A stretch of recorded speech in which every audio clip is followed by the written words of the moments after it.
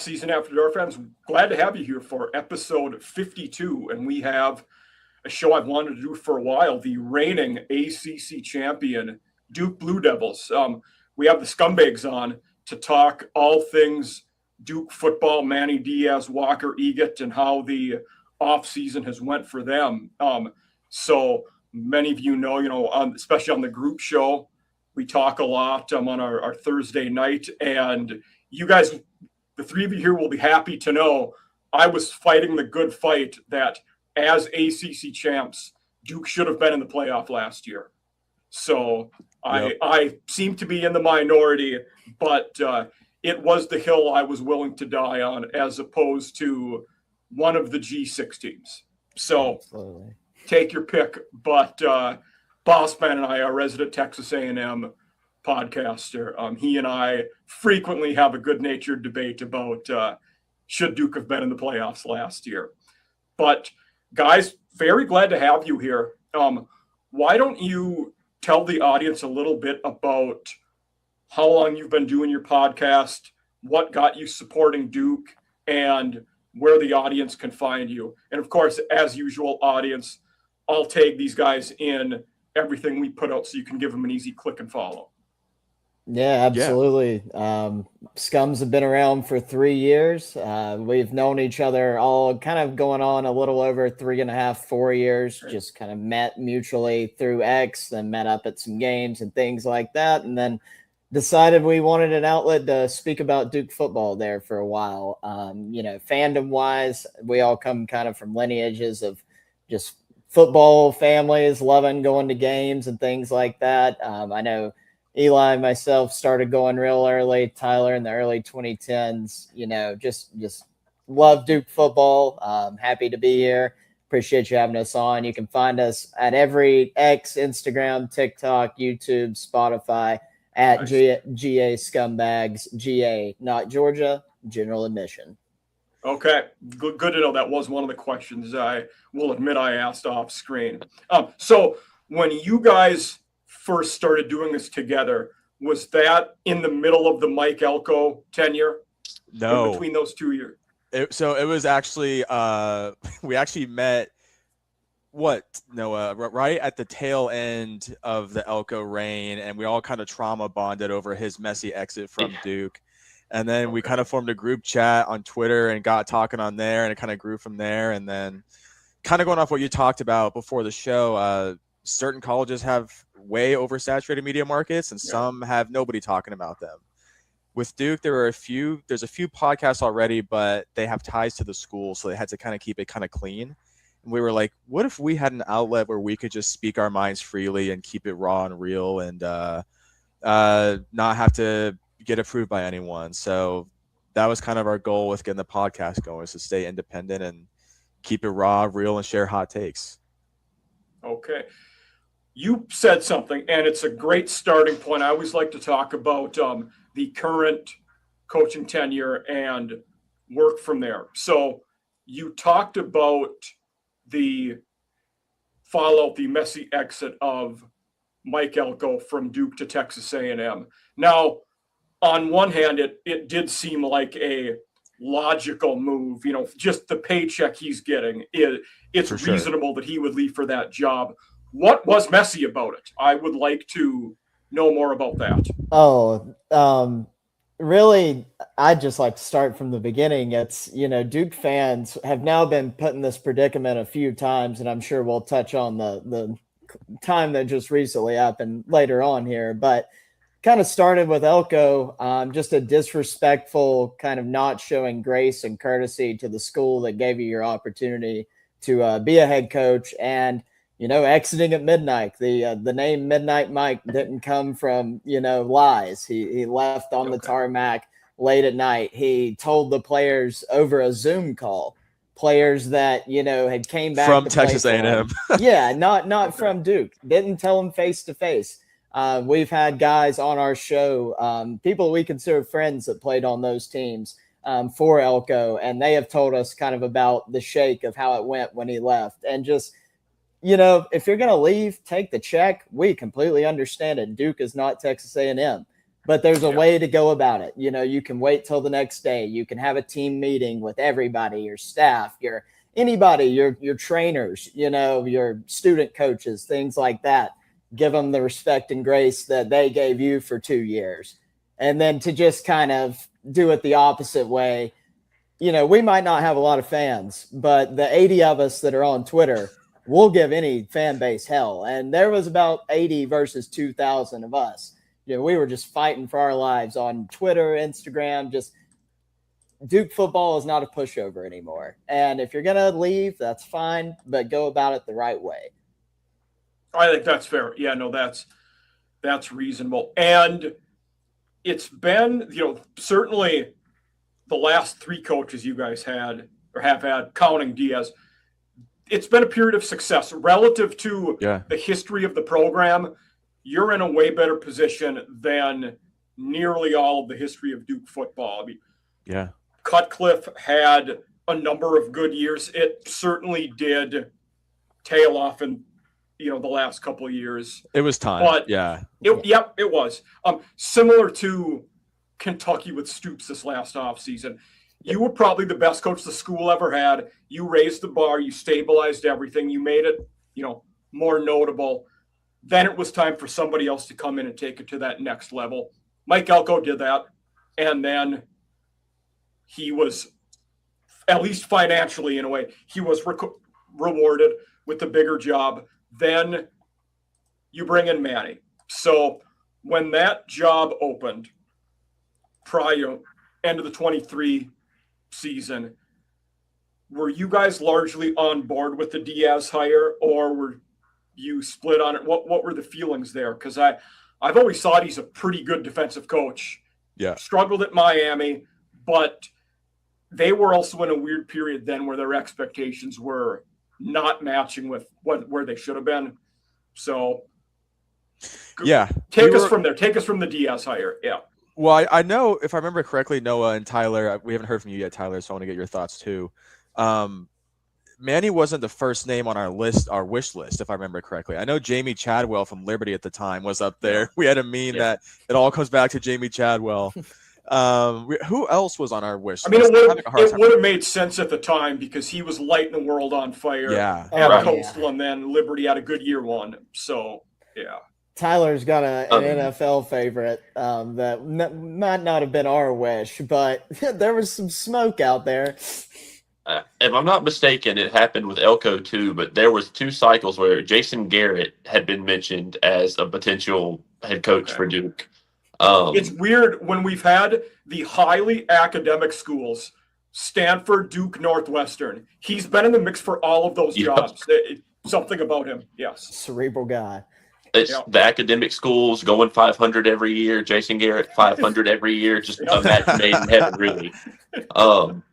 But I think the general consensus when we got Manny was, for where we're at, a guy that's had success. I mean, by Miami standards, it wasn't success, but anywhere else would take the track record he had.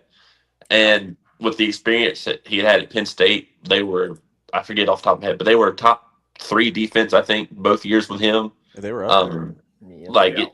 It was almost if he wants it, you got to let him have it. Because I think the only other names that we had heard was Tony Gibson, the former NC State defensive coordinator. That's right. He was. That was kind of Marshall guy now. He's our head coach at Marshall now. Yep. And he wanted to be at Duke, and Duke kind of was like, here's our 2 options, and went with Manny. And that was also kind of like Tyler referred to during the Elko cycle. Gibson also, his name cycled through that along with whenever Tony Elliott's name was cycling and all that. So, but kind of like Tyler was also saying there, when Manny got hired, I feel like the consensus, at least between people who watch a lot of football, kind of went and looked at, what he did at Miami. And even though maybe that's not their success, they still have winning seasons in the conference, and by Duke's measures, that's fantastic. And what he did at Penn State was off the charts. And then just kind of seeing what he was doing recruiting wise, which I feel like maybe he wasn't doing at Miami at the time, but what he was kind of picking up again at Penn State, seemed like a kind of a home run guy for us. It's easy to say that now as he's, you know, got us our one ring we've ever seen in our lifetime. But, you know, I think it's definitely been a lot of support from a lot of the fan base for Manny. That's good. Yeah, it seems like I've not heard any crossword or any grumbling about him in his time there, which there shouldn't be to this point. Yeah. I mean, he certainly has done a heck of a job since he's been there. So kind of one of our starting spots we always talk about is last season. So the most convoluted conference tiebreaker ever, and then you guys go and get it done against Virginia and win the ACC. At the beginning of the year, did you guys even think that was a realistic possibility? I'm going to chime in here and say yes, but not in the way that it ended up happening. Going into the season, we were sold that we had gotten one of the best quarterback transfers in the country. We brought in some dogs at receivers, some dogs in the backfield. So we were expecting a really good season and potentially, possibly, maybe making a run at the ACC. If you had asked any of us halfway through the season, we wouldn't have told you that. But I guess we all believe that in the beginning of the season that it could happen, just not in the way that it did. Yeah, but hey, I'll take it. I'll take that kind of ACC title over no ACC title. That's what I'll say. After the back-to-back drops to UConn and Virginia, you probably weren't thinking that was still on the table. Not at all. The UConn, our podcast after each game, you know, the following week, we put out a recap of that game and a preview of the next. And the UConn and Tulane losses were some of our most heartbreaking. You can just hear like defeat in our voices for the entire hour we're talking. I mean, just like somebody had repeatedly beat us, like in person, like our physical selves. And to think that we went from that to then being on the field at the ACC championship, like screaming, celebrating, seeing the confetti shoot off, and then recording like an ACC championship recap episode where we're just all smiles, elated, happy, never been happy in our entire lives. Just a roller coaster of a year. Yeah, that's great. Yeah. If you go back to that UConn episode, it's funny. There's Eli sent it to us the other day. There was a 30-second clip of us going, wouldn't it be the most Duke thing ever after this loss to UConn if we just rattled it off and won the ACC? And it's just like, because it really is like the most Duke football thing you can think of. You lose to two G5 schools. You're in a rock fight with Elon for 3 quarters. And then you go in the Death Valley. You dominate Clemson, who they're down, but still. And then you somehow not only get to Charlotte, win it, and then now everyone hates us because of the whole tiebreaker situation and the Duke rule. Typical Duke. Somehow we get to be the villain. Tyler called it like on a granular level. He was like, "Wouldn't it be wild if we won out, made the ACC title game, won the ACC title game, and then became the first ever P4 team or conference champion left out?" Like he called every step of the way and nailed it. It was unreal. Eli and we'll be the only one. To us the other day, and it was just like to look back and hear him call a shot. It's like that's just, and it's the most Duke thing ever, and that's like our saying. That's so Duke. It's hard to explain to people that haven't sat there in Wallace Wade with 75 other people for a 100-degree kickoff against Northwestern. But once you see enough of how Duke operates on a football field, it'll all make sense to you eventually. And you're probably right about what you just said there, Tyler. It probably will not happen to another P4 conference champion. It'll never happen again. Yeah. One in the expansion, that's the rule change. All P4 conference champions now make it. So the one and only. Yeah. First guy through the wall is always the bloodiest. Yep, that's fair. But, last year, end of the season, obviously good. Lose to Virginia, beat them 3 games later in the title game, go to the bowl game. Did any of you guys go to the Sun Bowl? No. We did not. I love Duke football, and I'll travel for Duke football, but even I have my limits. Yeah, El Paso. It is one of the most scenic stadiums you will ever go to. I know. Yeah. I love to go there. It's just the getting there is. Yes. but he beat a good Arizona State team. And now let's get into the offseason. Obviously, last season was good. You don't win a conference and have it be, a blemish. So in the offseason, there is one logical and obvious place we have to start, and it's probably the quarterback position. I think that's what we need to talk about. And it's not, to me, that was an odd situation. Even rehashing this with other people from all over, it's not necessarily losing Darian Mensah. It's the timeline, how late in the game, and the way that process worked. That was just kind of foul to me. And foul might be the wrong word. He has the right to do it. Not taking anything away there, but just the way that process worked, it just seemed so obvious that tampering was happening, for lack of a better word. That's it, right? Yeah, I mean, one of those things. It's I can't hate a guy for leaving for a better job. We've all done it. Yeah. We've all left for a better job with more money, more opportunity. But it's, back to the Elko thing. There's a way to do it, especially after having a 2-year contract signed and making the video saying he's coming back and getting down to the very last day of the portal. Yeah, you can't make a LeBron video. And that's the thing. And we've all said this. You can go back to any pod. There's never been a time where we've changed this stance. All three of us have said this. If the day the portal opened, he got the hell out of Dodge and was like, I'm going to South Beach, and took Cooper and whoever else with him, would have been like, yeah, it is what it is. Hate it for us. Yeah. But, now we have the entire portal window to go shopping. And Duke's not NIL poor. They do well for themselves in that category. And, no knock on Walker or anything like that. But, what we've ended up with is a product of what you were talking about. With 2 hours essentially left in the night of the portal, your quarterback up, leaves, and's gone. Everybody else has had their guy for a week, 2 weeks at that point. You're kind of just left stranded at that point. Yeah. So let's move to Walker. I mean, there were not a ton of QBs last year that threw for 3,000 yards and had the success he had over not just 1, but 2 years. Was the QB for Ken Numatalolo, 2 years at San Jose State, had over 3,000 last year, 2,500 the year before, threw for 30 touchdowns total.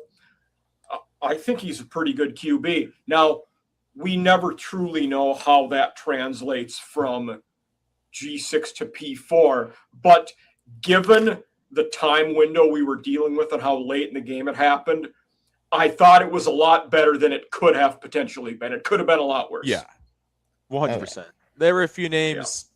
DJ Lagway was the name that was thrown out there passingly, and Alberto Mendoza was because DJ was in the portal forever. Yeah. I'll say it up in front. I'm a little biased with Walker Eget. My dad went to San Jose State, and he's from the same family or city my family's from, so I'm a little biased for him. But the pros here, like you're talking about, he's got the build, 6'3", 235. You can't really ask for much better at a quarterback position. He's won some games, like you said, over 5,500 career passing yards, 30 TDs. Interceptions a little high. He was injured last year, and like I said on our podcast recently talking about this, he was playing in the Mountain West Conference, and he was playing for San Jose State. San Jose State is bottom half of the Mountain West, and the Mountain West is bottom half of D1 conferences, right? So you can only show off your stuff so much. The way I view it, though, is he's going to be healthy this year. He's in a very quarterback-friendly offense. Mm-hmm. I can almost guarantee that, if nothing else, he'll outperform his previous records if he is the starter on week 1. Good. Yeah. Is there any chance he won't be? I mean, we usually talk about the whole QB room, and I don't see Ari Patu beating him out, to be quite honest. So no, Ari definitely won't be. If anybody's going to beat him out, it's going to be our guy Dan Mahan, who's a Duke recruit. Okay. Yeah. Okay. Yeah. So we've actually there's our last pod. We kind of have a little, I won't say big disagreement, but like we all have different stances on it, and internally, I'm pretty convinced Duke's going to go with Eget to start week 1 at least. Yeah. But there's discussion about like we'll probably see both quarterbacks for the first few weeks because like with us, our thing is it's come down to preference. Mahan, by all accounts, is probably who is the presumed starter next year, barring something in the portal. So it was just one of those things where do you roll out Eget this year, and does Eget really raise your floor and ceiling that much more than what you're going to get with Mahan, or do you throw Mahan out to the wolves and you figure out what happens? But they're portraying it as a real competition, but I think we're all in agreement that Eget's probably going to be the starter week 1. But we all expect to see both quarterbacks. Yeah, we all expect to see both quarterbacks pretty early in the season. In our last episode, I kind of phrased it as this. There's not many bets I would make about Duke football this year, but the one thing I would bet my life house dog on is that no quarterback will start all 12 games, even if it's like perfectly healthy hypothetical world. Okay. The same quarterback will not start all 12 games this year. Back in the day, we had the Anthony Boone, Parker Bain, Thomas Sirk kind of days where, Cut was rotating some guys in, not necessarily like a wildcat package, but essentially a quarterback wildcat where it's more of an option focused. Walker's not going to be running the football at Duke. Same as the way Malik was. And Walker probably has been through some worse injuries, which, like Eli said, we're a very quarterback-friendly offense. Malik, who struggled outside of Duke, did pretty well at Duke. Broke the record his 1 year here for most touchdown passes. So there's certainly, bright spots to Walker, kind of that experience. What can Jonathan Brewer get out of him? As well as the bright spot of young, homegrown 3-star quarterback. Held offers from Florida, a couple other schools, couple of good G5s like App. So, more athletic, quicker kind of a option quarterback, the old Riley Leonard build. A lot to be excited about regardless of who's taking the snaps, Good to know. Yeah. The one guy I laughed at when I was looking at the depth chart, I laughed when I saw Terry Walker because a couple episodes ago I did a UCLA episode. Terry Walker was the guy that does the UCLA podcast. Oh, nice. So, yeah. That was a big recruit for us last year. Yes, he was. And then one of the more promising rooms you guys have, I just was talking to one of my buddies today, and we do a college fantasy league, and his big steal last year, free agent wire, was Nate Shepard. He's a big Nate Shepard guy. And he was another guy who holding on to him and keeping him on the roster was massive because that certainly he's a guy who, if he would have entertained other schools in the portal, probably could have gotten a decent paycheck. And him coming back to, be the bell cow, he'll be one of the better running backs in the ACC. No doubt. The only gripe I have with Nate is that he wasn't starting from week 1 last year. That's my only real complaint, and that's not his fault. We heard rumors and rumblings in the offseason that he could be got some offers. RB1 material last season as a true freshman, and boy, did we see that play out. Yeah, retaining Nate and Jeremiah Hazley at tight end. Were definitely probably the two biggest silver linings last offseason, considering what we lost. Nate's going to be a workhorse this year. And that's the thing. That's what gives me a little more – the closer we get to the season, the more my shoulders drop a little bit with our production on offense. With how quarterback-friendly our offensive scheme is and with how elite our running game is with Nate Shepard, if he stays healthy, we don't necessarily have to have the best quarterback in the conference or in the league behind center to be successful. Just got to be, know how to play the cards. And alongside Nate, last year, a lot of his, success came off the tandem, duo of him and Castle, and at media days was able to kind of talk with Shepard and ask him, Castle's going to the Colts now. We brought in CJ Givers, got our transfer running back in, Javian Tonellis, a freshman kind of stud that we've brought in. Just what he thought about that room. And, Duke's looking at, of course, Nate's the star of the show, but his punches behind him, his Robin and co, there's some studs there. And I think that's CJ Campbell's an interesting. Absolutely, from Rutgers. And last year had the misfortune at Rutgers of being behind Antoine Raymond, who is just a workhorse. But he was really good at FAU the year before Campbell was. So, I mean, he was, I think, right around that 900. I was looking at his numbers at 844 yards, 11 touchdowns the year before. So did well, was one of the few bright spots on that last Tom Herman team at FAU. Yeah, so I was going to say real quick, coming in last year, I don't think anybody was expecting Anderson Castle to be, a game changer. But, I mean, that tandem was just so impressive. And, I mean, CJ Campbell coming from where he's coming from and with his stats averaging 5.4 yards per carry throughout his career, I think that's going to be another exciting tandem. I mean, I think you're only as good as your two deeps, right? And I think if you've got two solid running backs in your roster, you're pretty blessed. Yeah, no, not many teams, are going to have more than that. So, yeah.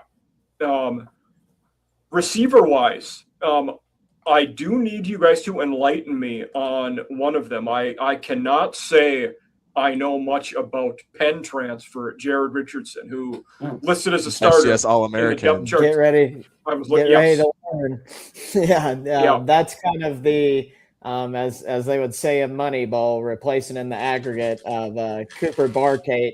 Richardson, big time playmaker, large size, large frame. His tape kind of jumps off the charts at you. It is, an Ivy League transfer, but so was Cooper Barkate. Duke's also had plenty of other Ivy transfers that have done real well for him.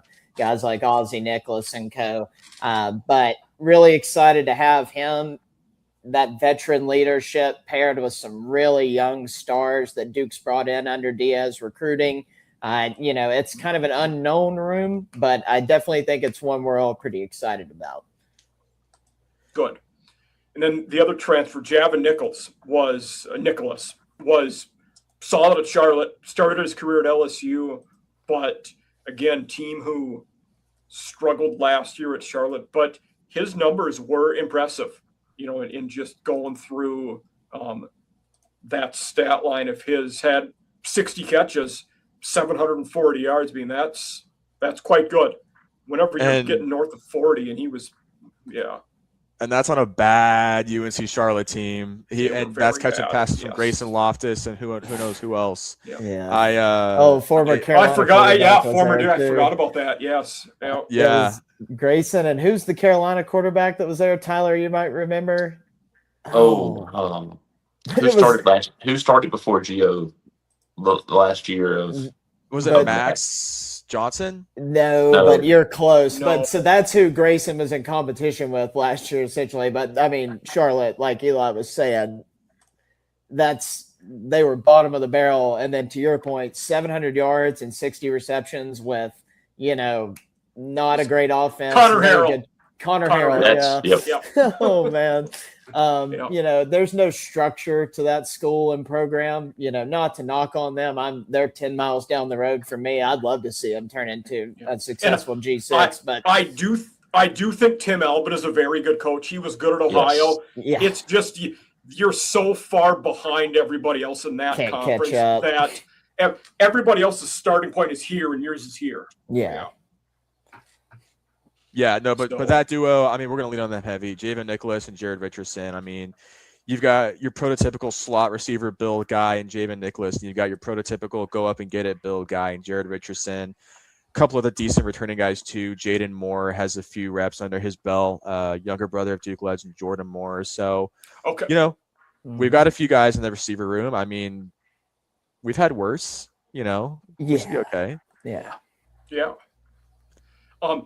The other one, Javon Solomon, I don't know a ton about. Obviously, has not been, hasn't played a ton. But what should I know about him? Explosive, very, very explosive. He's going to be one of those guys where you get him in the open field and good luck. Like you get him, a little bubble screen, a quick little slant, and give him, 3-4 yards separation. You're not going to get him down. He's going to be crafty. and he's coming into a good spot where he's going to be able to play, wide receiver 3, wide receiver 4, and not have all the pressure of being a young guy, being the top target with Nicholas and Richardson in behind him. Will him and Nicholas be the two guys that play in the slot? Or I would expect primarily, and you'll probably see Jaden Moore there too. Yeah, Jaden Moore, a lot of slot reps. And then kind of the guy, I think, because Solomon, of course, redshirt freshman, he's very highly spoke of in the program. A lot of good things, I think, is being expected of him out of that room. It kind of shows that Duke's recruiting the last 3-4 years has really taken off. Just when you see kind of their athleticism compared to guys that were playing receiver at Duke in 2016, 2017, 2018, we're winning games then, but these guys are kind of a different breed of athlete. And then like a guy like Brody Keefe comes in, true freshman. A lot of the talk is we're not going to see a red shirt there. Stud out of Charlotte, out of Myers Park. And at the spring game, he showed it. It was on field. He was the best looking player in the entire game. So really exciting to look forward to somebody like that as well. Good. Yeah. The tight end room, you got two guys that I like. Jeremiah Hasley and Nate Kariski, the transfer from Louisville. If you guys want to play 12 personnel, I think you're going to be well set up for it. Both of those two guys certainly look the part, are good-sized bodies. I don't know as much about the, which one would be H-back type guy if you're, doing motioning, stuff like that. But they both are pretty impressive looking guys to me. Yeah, no, and that's the thing. I mean, that's what kind of gives me a little more peace of mind when we're talking about the quarterback situation, just with how dynamic the running game is, the receiving game, but also tight ends. Like, we've got guys at every skill position on the offense. So that's giving me some peace here. Yeah, Jeremiah Hasley is a guy who's really made a name for himself. Just really kind of exploded onto the scene last year, especially. He had some reps in 23, 24, but really made a name for himself and got honors last year, and as he should. And like you said, Nate Kariski coming in from Louisville is another guy. He's got the build, right? 6'3", 245, very seasoned vet. I mean, we were lucky last year to have another transfer, Landon King, playing opposite Jeremiah Hasley. Yeah, Same thing last year. I forgot about him. Yeah. Two great tight ends. Anytime you have one or two great tight ends on your roster, you're blessed. So. And Brewer, he does like to use them, so it's fun to watch. And if it's any indication of kind of how last year was, Jeremiah is your motion in H-back guy, kind of getting in the backfield on those read option pulls and things like that, crossing, doing some inside blocking, but also really great receiving tight end as well. More of a possession guy. And then it seems like almost that as Landon King last year was a spread them out tight end, Nate, our new tight end, is more of a blocking, run-oriented guy. So I think what you mentioned earlier, that 12 personnel with the running back room and the kind of situation we're in, I think you'll see that quite a bit this year. And that's also stuff that Walker is, at San Jose State, they were also doing that stuff a lot too. So manna from heaven for a guy like that, that's for sure. Yeah, definitely. Yeah, much more talented guys around him too. Holding him up a little bit. The other thing, like with Walker, like I kind of forgot, like that first year he went in with Nick Nash, where you had just the target monster. You got put in a situation where you're going to be spreading out more, throwing more. Then last year, they were probably more like we will see in a Duke team this year, playing a little more pro style type. So the O-line up front, I did see, and not that PFF grades are everything, but with O-line, we have so little quantitative metrics to go by and looking at them. Nick Del Grande looks pretty solid. Transfer from Coastal Carolina. Likely will play left tackle, I'm assuming. Is that accurate? Tyler, I know you love him. I'll let you take us. Yeah, I'm very excited about the O-line as a whole. But yeah, Del Grande was probably the most I don't say slept on because that gets overused. It didn't get the attention I thought it would, even from like Duke fans. Like it kind of happened, and for a day it was like, all right, cool, we got this highly rated guy from Coastal, and then the next day it was like, who? But like I'm It was very like, oh yeah, Mayhem's gone on. Crap. yeah, and especially with like losing Brian Parker is massive. Like that's a Isn't big he loss. Bengals, right? Isn't he Yep. with the Bengals? Yeah. Yeah, absolutely. That was a big loss for us, and so I think he's going to come in right away. And I mean, it's you can't replace a guy that's played 1,500 snaps. Like that kind of experience is just, and even at a Coastal, they're not what they were 3 or 4 years ago, but they're still a respectable program at the G5 level. Oh yeah. Yeah. So it's good to have him, and then the other Braden Miller we got from Cal. Mm-hmm. He's also going to be one that I expect to slot in right away with Matt Craycraft. I saw him. The depth chart I looked at had him projected at right tackle. That's what it's. Those two guys are more than likely going to be playing the outsides, and then Craycraft at center, and then you've got Larson, Brad Smith at the guards, Sahakian inside at guard. A lot of different guys we could probably pull and play at guard, but I think Larson, probably the main guy, will be out there as well as Smith. But our tackles, excited about them, even though they're transfers. As long as they get in there and kind of mesh well, those two guys should kind of just come in and keep rolling.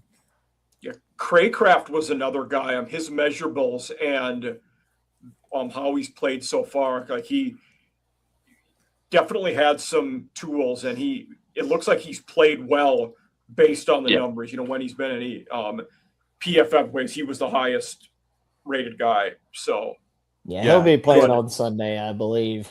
Yeah, he's one of those guys who's like a all reliable back there. It's easy to like talk about other guys ahead of him, but it's like, oh yeah, like he's a key piece of the offensive line. Yeah, he's an anchor. Yep. And that's the thing about offensive linemen. Like you don't want to hear your name called as an O-lineman. Like normally if you hear your name as an O-lineman, something bad's happened. Yeah. And it's I feel like talking about him being at center, we can set our watch to every other year we're going to have a Duke guy who can play 3 offensive line positions that gets drafted. Oh, yeah. You can set your watch to it. Yep. Yeah, it's that Graham Barton, Jacob Monk pedigree. What an unreal line we had in 2023, man. But yeah, that O-line looks pretty solid. And then defense. So I think let's start off, going back to last year. Mensah and Shepard definitely got the publicity, as goes with those positions. But what was the defense good at? Where did they struggle? Nothing. Everywhere. Yeah, struggled everywhere. Okay. I mean, and that's we're like we call it how we see it. We'll give them their flowers when it's earned, and we call it out when it's not. And we had I think we were in the bottom 5th of passing, defense, but we were in the bottom of every statistical category. Tackling percentage, pass defense, our third down conversions. Yeah, like we used to say it during the game that they might as well not even play first and second down. Just get the 3rd and 12, and Duke's going to give you a first. And then it happened every week. So not much light to shed. There were a couple of cool performances. The Luke Margot interceptions, and things like that are cool to highlight. But what happened during the rest of those games? Was he the one who got the interception against Virginia? Yep. Yeah. And Arizona State. The guy, yeah. I mean, but it was the weirdest thing because the year before they had this really like on your ass like havoc defense, getting turnovers, being super opportunistic, bending not breaking, and then we didn't lose a ton in the offseason. In fact, we thought we might have got better. Yeah, in some areas, we had like vets on the ends, and the interior we had the strongest guy on the team at D tackle, and we couldn't stop anything. It was unreal. We had Manny Diaz spoke about this very candidly, very openly, and very extensively recently. And honestly, you know how it is. Coaches will get super political and just kind of spew word salad, and it's just like I don't feel anything from that. genuinely enjoyed his quotes recently about the defense last year, talking about entitlement creeping in and not having the depth, especially in the secondary, to be able to kind of choose who's starting rather than we have no choice but to let some of these guys start. And so he talked about really targeting guys in the secondary and the portal and bringing guys in and like almost a clean slate this year. I don't care if you've been here 5 months or 5 years, you're only starting based off your merit in camp. Like only the best are going to start this year. And so it's a good message to send. Yeah, I like it. And he was asked about that at media days too. And he kind of, what can you do? I think it was David Hale asked him, what can you do to get that defense back to the 2024 Duke, what you had that first year, the just great, one of the more fun defenses to watch in Duke football, at least in our lifetimes, of course. And, that was kind of the expectation coming from Penn State, that's what was going to be brought every year. And, won the championship last year, not going to complain about anything that happened, but, the defense just had a lot of shortcomings. Duke could have been a lot better last year than they were, even with winning that championship. So, and like Eli said, I think Diaz kind of came out in the open and said, like, here's the expectation of how things will be. So much more excited for this group and what they'll produce, but last year's was a doozy. Yeah, when you have a defense predicated on turning the ball over and creating havoc in the backfield, and you can't get to the backfield and you can't cover receivers, it lends itself to exposing a lot of flaws.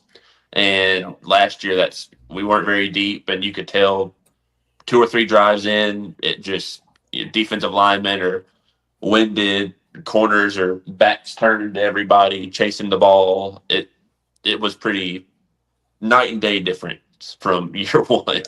Yeah, in looking at the numbers, I was a little surprised because usually when you see teams that are at the level of winning a conference, there's at least one category on defense where you're really, really good, whether it be you're getting sacks, you're stopping the run, you're good on third down, you're turning it over. That really wasn't the case with you guys. Like I looked, it was not exist. Pass rush, you were 30 in the country. Run defense, 46. Coverage success, 75th in the country. I mean, that third down was. Oh, it'll get worse. Yeah, the more you read into it, the worse it'll get. Yeah, but it was like, whoa, and I hate to say it, it's almost like, God, how did this team win the conference? Like, that's so dude. The offense had to go out and put up 45 points a game. Which that dynamic is how you can win those tough games, but then also lose to 2 G5 teams. Oh, yeah, exactly. Including one that got their ass beat by Rice the week before they played us, and then came out and looked like the damn Bears. Yeah. Well, and that's why the defense, it's not a nice thing if they be better this year. They have to be better because we're just not going to have that 45, 38 points a game. Obviously, those aren't actual numbers, but that's what it felt like. Yeah. But we're not going to have that this year. And so we're going to need the defense to kind of pull their weight a little bit to help balance it out. It's not going to be like this anymore. You got to get a little closer together. So I don't know. I'm optimistic.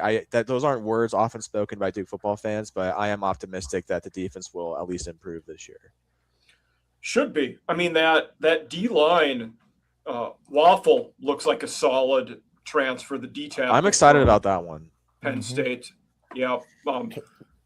Kevin O'Connor's back. Him and Bryce Davis were 2 guys that they both had some interesting, stuff. Is Bryce Davis healthy? He's because the depth chart looks at they'll have red flags for the guys that are dinged up. What's his? Oh, that's right. I forgot Davis got banged up in the bowl game, right? Yeah, he got a calf injury. He's fine for fall camp though. But he's not going to be the expected start again this year. It'll be O'Connor, Tyshawn Reed, Kobe Smith. Davis will definitely get more PT this year, increasingly, but almost seems like there might be, they're not seeing enough out of him just yet. Kind of the waves and the rumbling, but we've got some dogs out there with him. Just hope he kind of comes on, as well as Tommy Rupley, who was a super high recruit for us that came in with Bryce. So Need those guys, but the other three are very solid. That's good to know. Yeah, so I will say the depth chart I was looking at, why I framed it that way, it had Davis and Tyshawn Reed listed as the 2 projected starters. Mm-hmm. So, and then at D tackle, Waffle and Preston Watson were listed as Preston's the 2 starters. And kind of anchor there. Yeah, I mean, you're looking at our defensive line. It's like, okay, like we've got guys who all have reps, whether they were at Duke or elsewhere. Yeah. We've got some experience. So I'm pretty high. I mean, I don't know if I'm super, super high on anyone on the D line, but I have faith in guys on the D line. I think that's a good starting front. Some of our 2 deeps aren't that promising, and it's important to rotate the defensive line, but you never know. That's the cool thing about college football. You never know who's going to be a star. Yeah, and it's also a position where we're seeing any of the teams having success.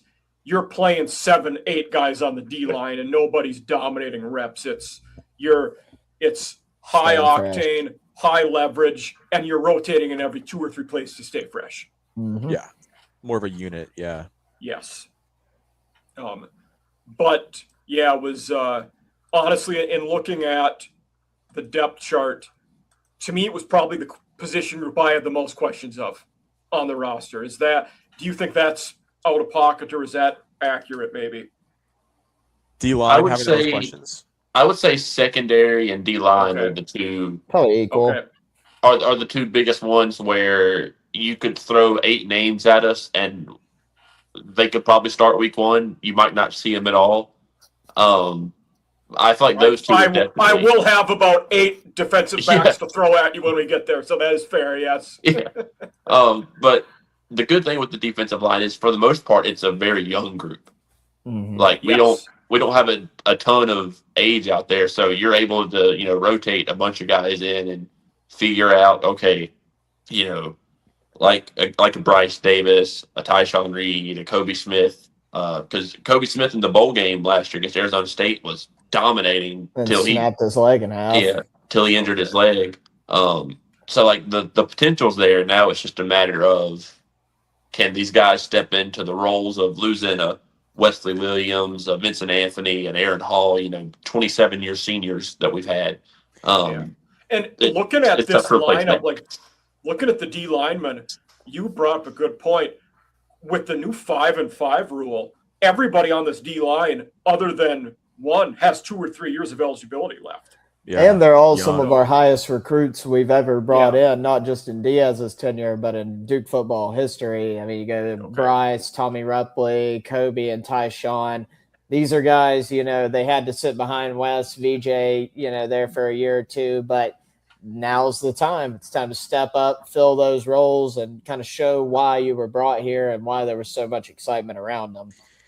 And that's the thing, talking about, replacing VJ and Wes, we lost some seasoned guys, but and they did some great things in their time at Duke. But the weird thing about last year's defense was we saw it when some of our vets at the linebacker went down. When the young pups came in, there was 0 fall off in the linebacker play. If anything, it got better last year when the young guys came in.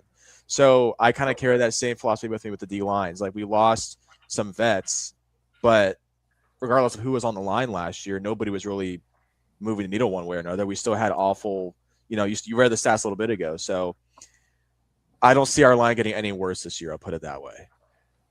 Yeah, I that's fair. I think that's, like I said, it's not that they were unimpressive to look at. It's just that you don't know who's going to, it looks like there's so many guys going to play. It's tough to pin down who will be, the leaders, so to speak. The linebacking room does look good. In the 4-2-5 year, nominally only going to start the 2, but Margot and Nick Morris both look like good players. Will Morris be that other starter, do you guys think? Yeah, he will be. Definitely. Margot's wearing the dot, and Nick will be out there. Yeah, I wasn't sure if it would be Morris or Kendall Johnson, but Morris made sense. Yeah. Nick is one of those guys who, it's funny because Luke Margot has been on the team for a while, but nobody was kind of giving him the same looks going into last year as they were Nick Morris Jr. Nick Morris Jr. been on the team for a long time now, for 4 or 5 years at this point. Was never really a starter up until 2024 came around. Was supposed to be his year.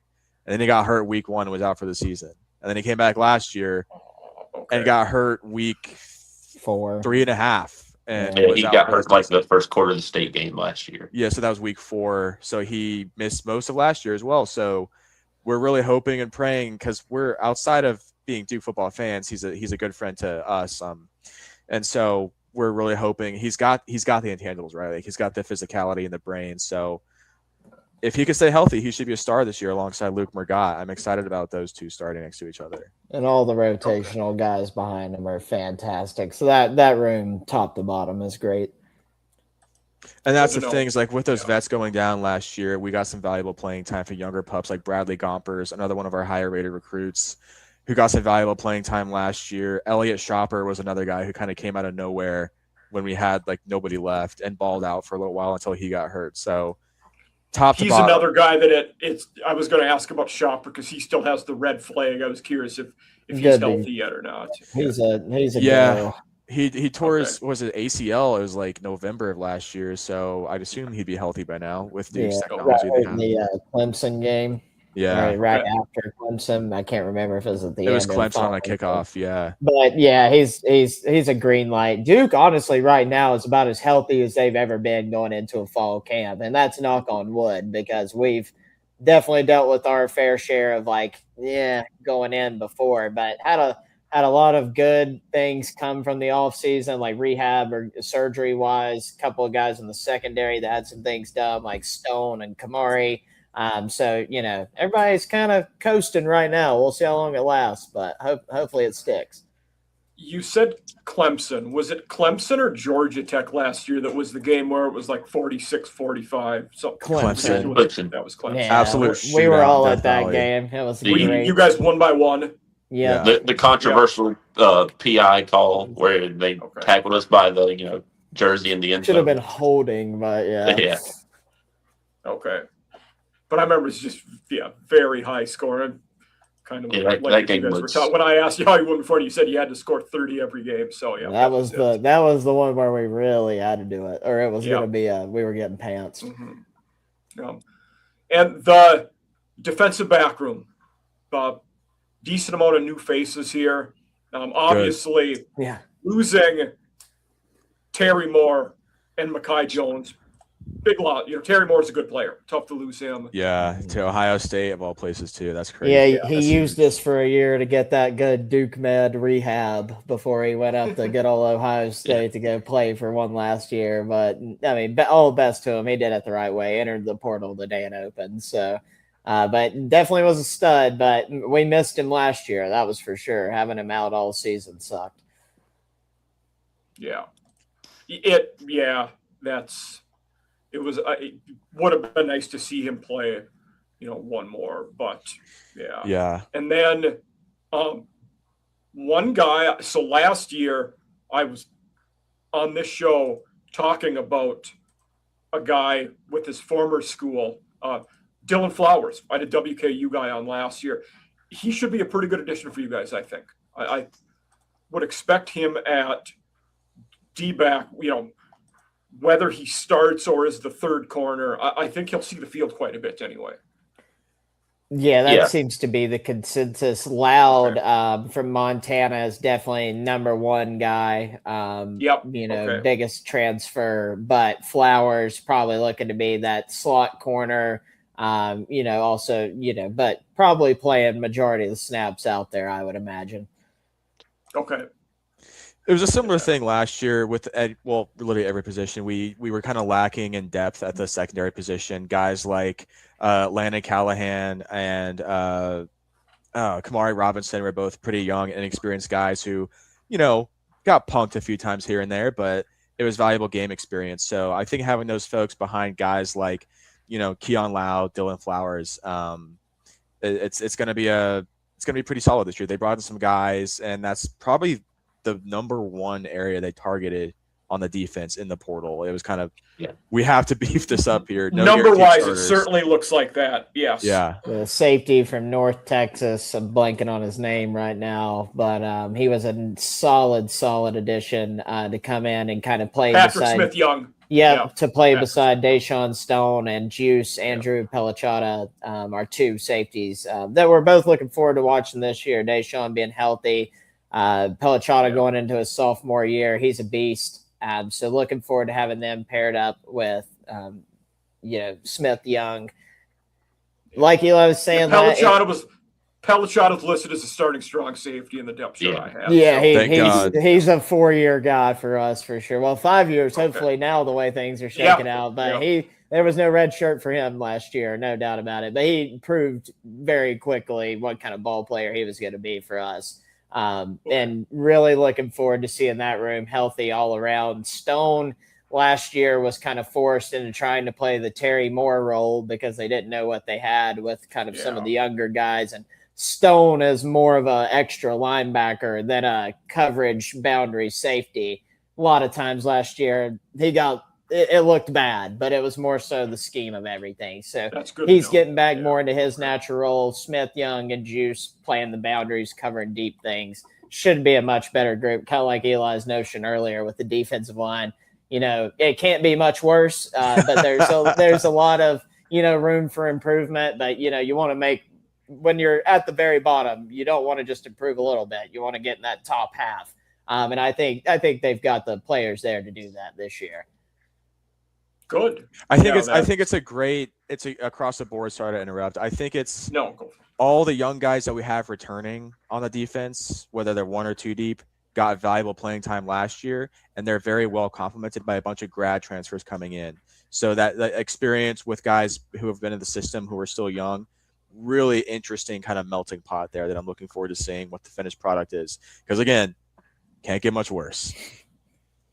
No, that's I appreciate that though. Like that, I feel like most of these episodes, and I'll freely admit this, usually I have a decent working knowledge of this position group, these guys, your guys' D-backs.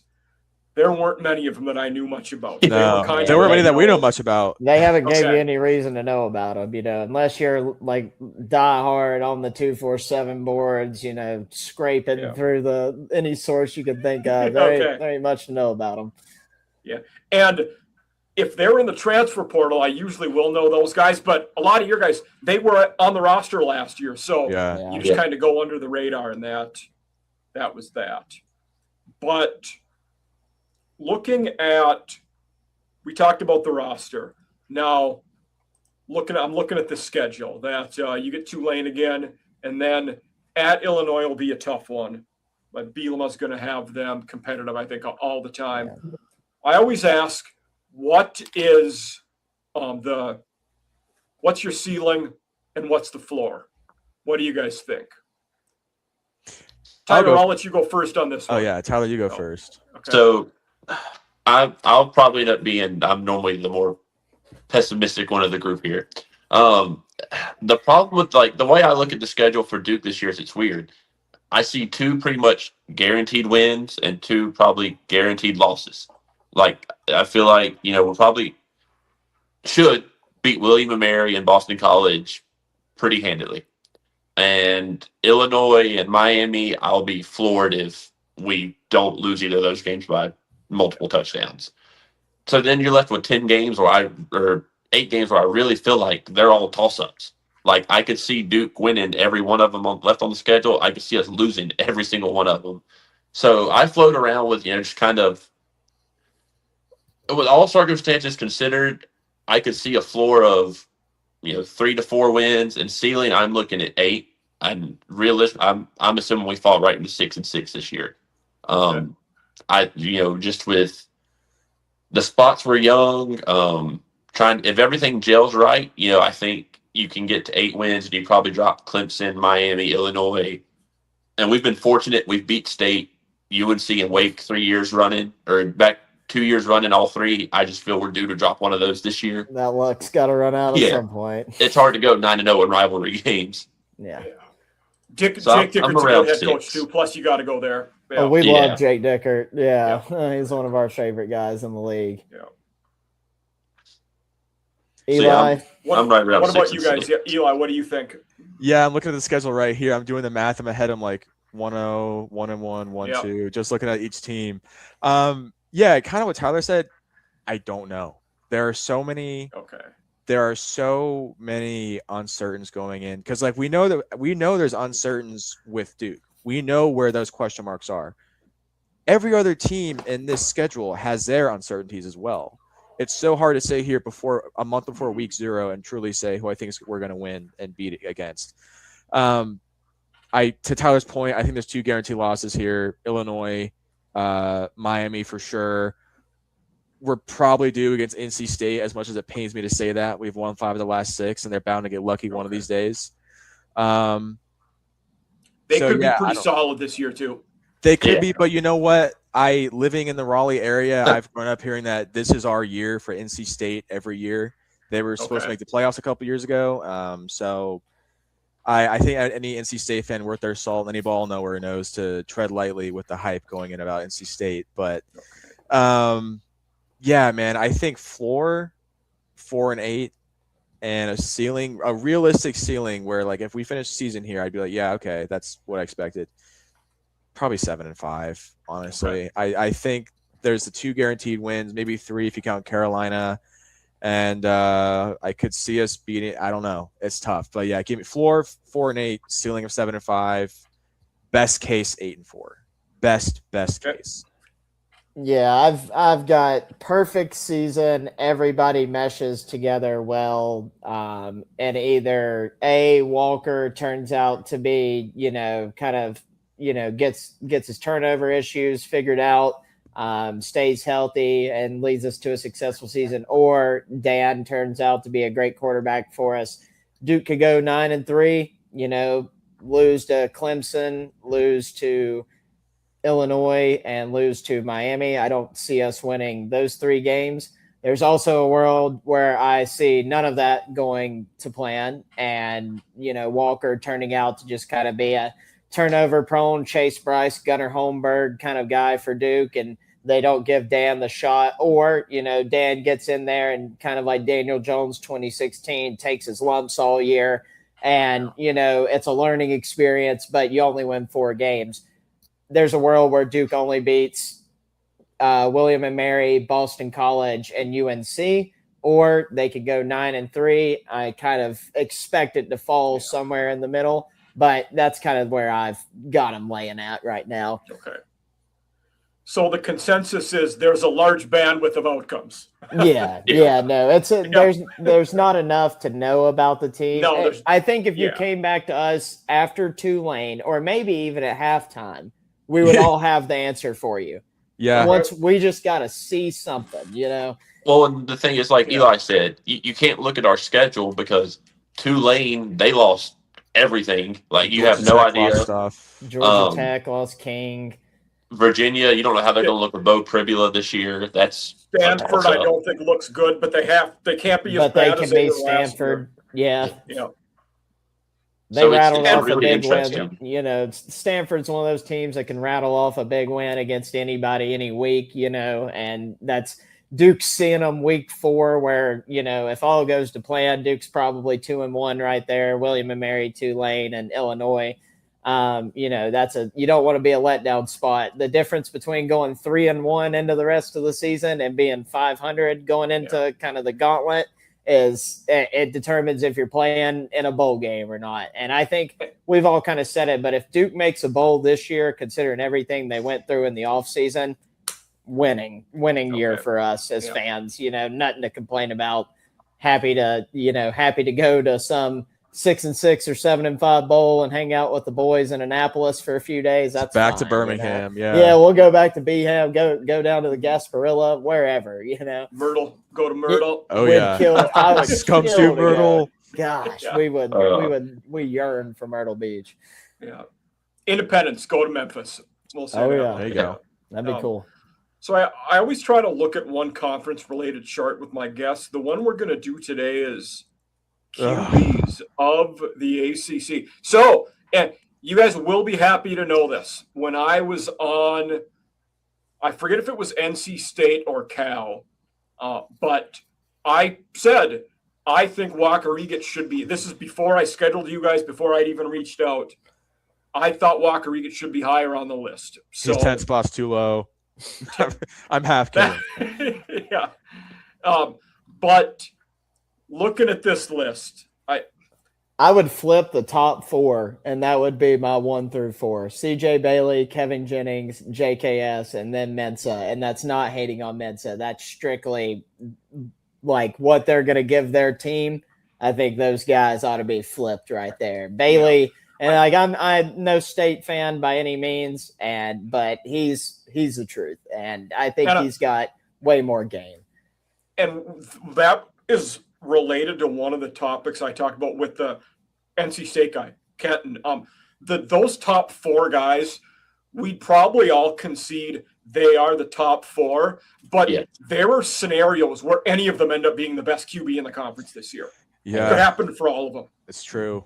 Yeah, I'm a big JKS guy. Like I think they got something really special at Cal. Yeah, and Kevin Jennings is a guy.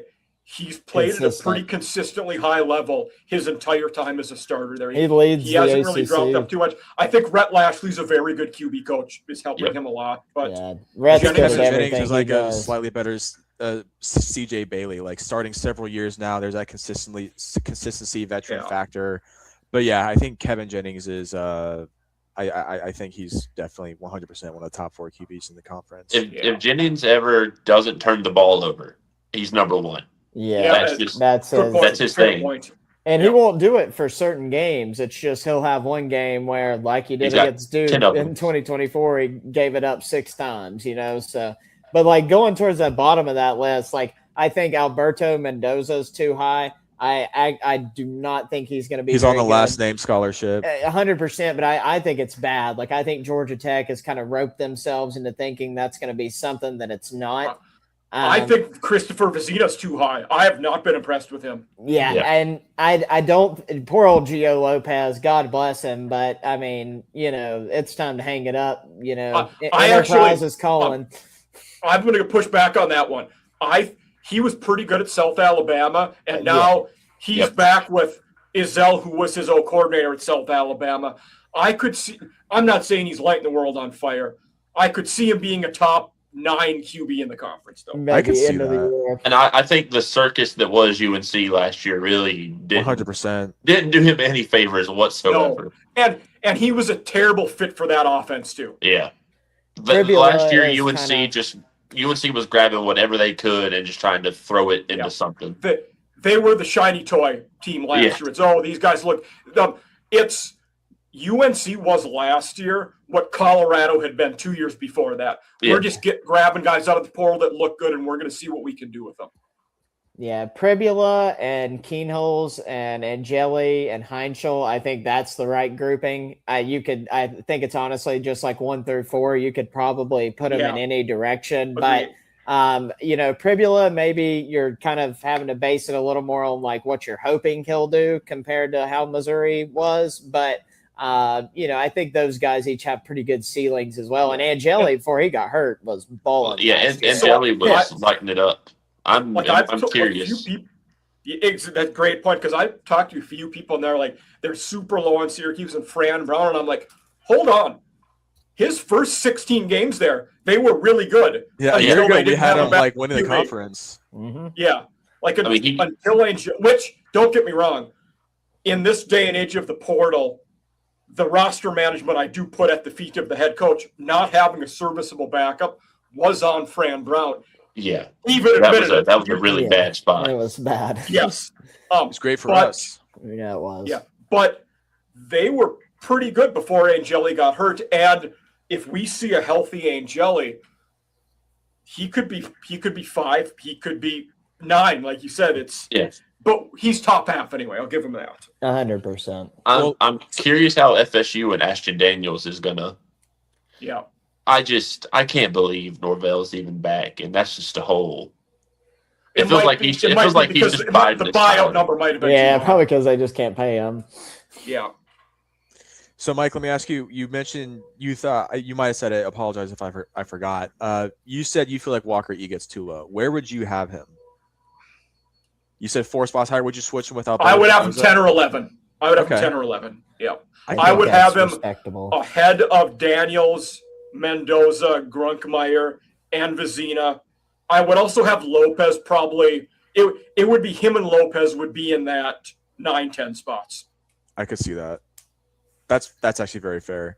Yeah. Yeah. Lopez 9, Eget 10. I think so. Yeah. This is the first time in a while, at least. The ACC was the conference of quarterbacks for a while there, and this is the first time it feels like that. We're getting back to being the conference of quarterbacks. Like that was the running theme with the ACC was conference quarterbacks, and they kept touting that out. It took a real hit for a few years, but it feels like that they're kind of getting back to that higher end level overall of quarterback play. It was on Drake May's show. It's odd to say that too. That the one guy who has succeeded with NFL QBs is dead last on this list. Coach. Yeah. Boston College is the weirdest team. Like they go to a bowl game in Bill O'Brien's first year, and then last year they're just garbage. Like, what went wrong there? Yeah, that's the weird thing about college football these days. It's so year to year, it's so different. It's just one-offs. You never know.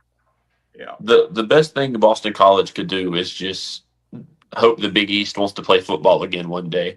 Come on home. They'd fit right in with the MAC now with UMass. Yeah, bring the band back. Because probably get South Florida out of the American. Yeah. That would be a fun discussion in about 3 years when the ACC implodes. Yeah, definitely. We'll see what happens there. But I always, in my final segment now, we've added a third question, but I always ask 2 questions, and we're adding a third now. The first one in this conference, I think, is going to be an obvious one, but I want to ask each of you, which coach in the ACC is on the hottest seat? It's got to be Norvell, right? Norvell, Dabo. I think it has to be Norvell. I think they want to get rid of Belichick right now, but they can't because of the buyout. But Dabo and Norvell, I think Norvell's 1A, and then probably a decent gap before you get to Dabo. And if Dave went 5-7 this year, I think State might pull trigger. But knowing Dave, he won't. He'll go 7-5 at worst. Yeah, Dave will go. Yeah, Dave he'll beat Carolina in the bowl game, and we're ready to get her. Yeah, they'll beat Carolina. They'll beat the piss out of them that last week of the season. And everybody bring him back. Is O'Brien on that list after a 2-10 season last year? Boston College has to find more money. I was going to say, outside of the obvious, Norvell, obviously people are going to say Belichick. I don't think the ACC has a big hot seat. I don't think. Mainly because a lot of the guys that are here now, they're all fairly new. Stanford, Cal, they brought in new guys. Dickert's been here 1 year, and the other guys like Brom, he's not going anywhere. Rhett Lashley's going to be at SMU as long as he wants to be. Brent Keel, Dot Tech. If Narduzzi leaves Pitt, I don't know that no one wants to hire him. Just with how he conducts himself. For me, that seems like a retirement job for him. Like age-wise, you feel like he's going to go until he retires, and then they'll do one of those. Like he'll be special assistant to the athletic director, doing something random like that. And funnily enough, with O'Brien, I don't think he would get fired from Boston College, but I could see him pulling a Jeff Hafley and wanting to get out to get back to a coordinator job in the NFL. Like Chip Kelly did. That. Yeah, that could be. Yeah, either that I can see that happening more than he's on the hot seat. Yeah, or they don't fire him, but they move him to like a chief football operations guy because Boston College would like to keep him around, but they need somebody that's in his 30s or 40s to resurrect what they need. Yeah, no, that's a good point. Now the next question I always ask is a little bit more of a thinker and conceptual. Which coach in the conference with a really good season or two could vault himself to a blue blood or a really good job? Ooh. I'd love to go Rhett Lashley, I think. Okay.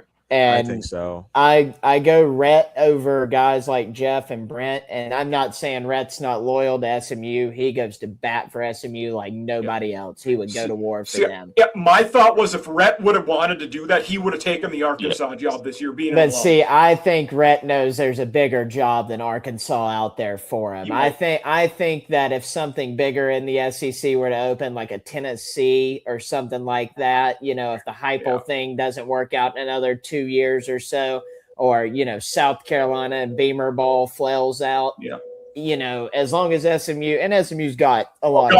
As a South Carolina alumni, I would take Lashley in a second. Oh, absolutely. But I think those are things Lashley would go to, as opposed to like an Arkansas or an Ole Miss or a Mississippi State, might take one of those style jobs. Brom and Key, I just don't ever see leaving, and no other coach outside of, maybe a guy like Manny, if he had 2 more really good years at Duke. I think Rhett's the first guy that comes to mind, though. He was the other guy. He wasn't the guy that I picked, but I'm curious to see what you guys. I'll let you go first, Eli. I've got 2. I think the biggest one is James Franklin. I think James Franklin he's shown that he can win games at a big school. I think that if he pieces it together and kicks ass with Virginia Tech for 2, maybe even 3 years, he might be fielding calls from a bigger, go back up to one of the larger power conferences. That's fair. Yeah. What do you guys think about Jake Dickert? I mean, he seems kind of to be on the up. Dickert is mine, especially being a Wisconsin guy. I think if he's decent at Wake Forest and Fickle gets fired, Dickert is the next Wisconsin guy. Right. And also, being a Minnesota native, if PJ would take a different job, Dickert could be a Minnesota option too. I was going to ask what you guys think about Mario Cristobal. I know he's a lifer, really, I think. NFL if he leaves, I think. Yeah, I think the only ask I would have there would be, as being a former Saban assistant, would he consider Alabama if DeBoer wasn't there?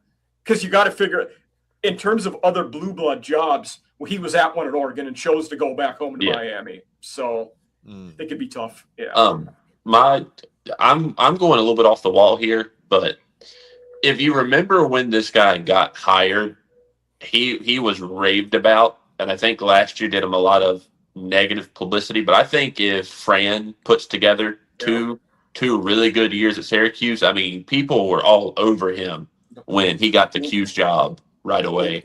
Last summer, when I was having this conversation, Fran was my guest. And it's funny you mentioned you were talking about the Carolina stuff with Beamer. It was being a former Georgia guy. Yeah. If Beamer would have got let go and Brown would have been on a heater, I would have taken Brown in a second in South Carolina.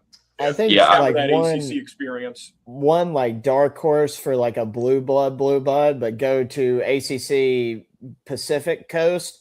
If Lincoln Riley gets canned at USC in 2 years or so, and Lou Poi has balled out at Cal, which he more than likely is. Yeah. I see a world where like USC is like, we can't let Oregon get this guy if Lanning ever leaves. Let's go ahead and lock him down now and run with it. Tosh is another one though. He's at his alma. He's a Cal guy though. He's at his alma mater. But you have to think if he were to leave, USC or Oregon would probably be the only 2 schools he'd ever entertain. And he's a good coach. I wonder if, considering Tosh's background, I wonder, like you said with Mario, could Tosh be an NFL guy? Because he spent a good chunk of his career coaching D-line in the NFL. And he appears to kind of be one of those guys that could lead an NFL group. He does, yes, 100%. That's a very good point. Yeah.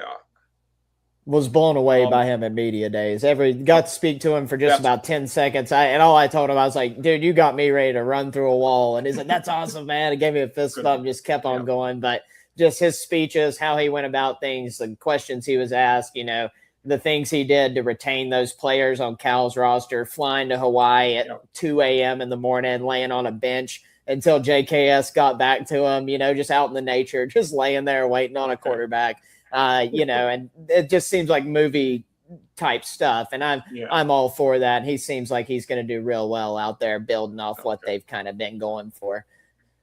Good.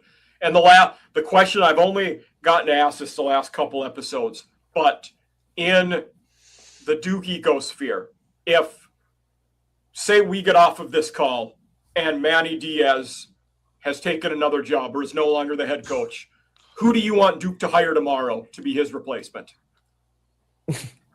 Jimbo The first Fisher. question I will throw out about that is Jonathan Brewer in the mix? Is he a candidate? No. Okay. Not yet. He'd have to Not yet? really change some things, like Okay. strategy wise. But mine would be Jimbo Fisher. Okay, that's a decent one. Yeah. We've jokingly said that the last few years. We're like, if Manny, we think that Manny may, when Norvell eventually gets let go. Yeah. Because Manny has ties down there. I could see them pushing for that. I don't know if Diaz would want that with where he's at. He's said before that he doesn't want another big job, but it's coach speak. You take it with a grain of salt. The other job I've thrown him out potentially, where he was D coordinator before, Mississippi State, if Levy fails, would he want to go to the SEC? It's one of those you don't know until you know. Like it's until it comes up. But it's a place he has a tie that maybe there'll be an opening in a year or two. But I could see, and you've mentioned ties to the Midwest. I think Duke would be in a spot where Dickert might leave Wake to take a Duke job. But that becomes the thing with Duke. Do you want a guy who's probably, if he comes to Duke, he's gone in 3 years? Yeah. Like he's not going to come to Duke and give you 10 years, barring something wild. I don't think. I get the impression. I'm saying I get the impression you guys would not want a first-time head coach. Is that accurate? Not a coordinator, no. Okay. Unless he was a head coach and got fired like Manny did. That's a different stitch. But like Brewer, you wouldn't want to you wouldn't want to give the chance to like a Tyler Santucci type guy. It depends. I mean, I felt like if anything, like Georgia's defensive coordinator, who Carolina, if they hired the right guy, would have hired him. Something like that of that magnitude, I could get behind. But if it's just another run-of-the-mill P4 guy running coordinator, probably not. We've all talked about Jason Candle before, looking at like G6 teams and things like that. Just coaches in that style. Bring Pete Lambeau back home to Alamance, but things along those lines. A lot of options there. Eli, I'll let you go because then I have an interesting on-staff one that I'm gonna float around after you give yours. Yeah, guy, he's a guy named Mike Elko. I think would be a great fit here at Duke. No, I don't know. I mean, it's gonna sound kind of preposterous. I'm not as educated on anybody outside the ACC. I kind of only strictly keep up with the ACC super close. Like I'm aware of conferences outside the ACC, but as far as like head coaches, the only ones I can really truly speak on are ACC head coaches. And I mean, we kind of touched on it. Like I would like a Jake Dickert, but he'd be gone in 2 years. If he's jumping from Wake to Duke, he would definitely make the jump somewhere else. Duke to Wisconsin. So it's big gap. The other one I thought of, former Notre Dame assistant, but Jared Parker has done a good job at Troy as head coach. Mm-hmm. He could be a guy. Yeah, could be. There's an interesting on staff. If Duke hired off the current staff, the only name that I could think making sense would be a special teams coordinator, Gabe Infante. I agree. Just because if you look at his track record, he's a master recruiter. Like he's Duke's top guy with recruiting, but his only other coaching experience has ever been as a high school head coach. So that's head coaching experience. Like he's got the experience. Like he does all the heavy recruiting for Duke as it is now. Mm-hmm. And really, when you get to a Power 4 head coach, you're not making big on the field decisions 90% of the time. Like I feel like he would be a good. Mike Elko did it perfectly when he summed it up at Duke. He's like, I'm a CEO more than anything, and I feel like having Infante on staff, he could fill into that CEO head coach role very easily. I like that one. Yeah, that's I'll be honest, he's a guy that was not even on my radar. Nobody, he's not someone I had thought about at all. So it's a good one. After Duke's special teams performance the last year and a half, it's understandable. Yeah, and that's fair.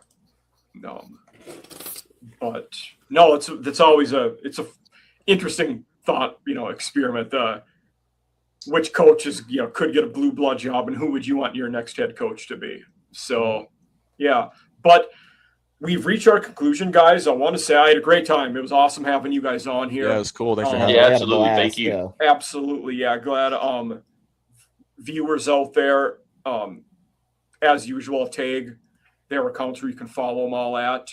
But Scumbags, thank you for being here. Episode 52 was awesome. And go Blue Devils. Yeah, go absolutely. Blue Devils. Yes. Go Duke.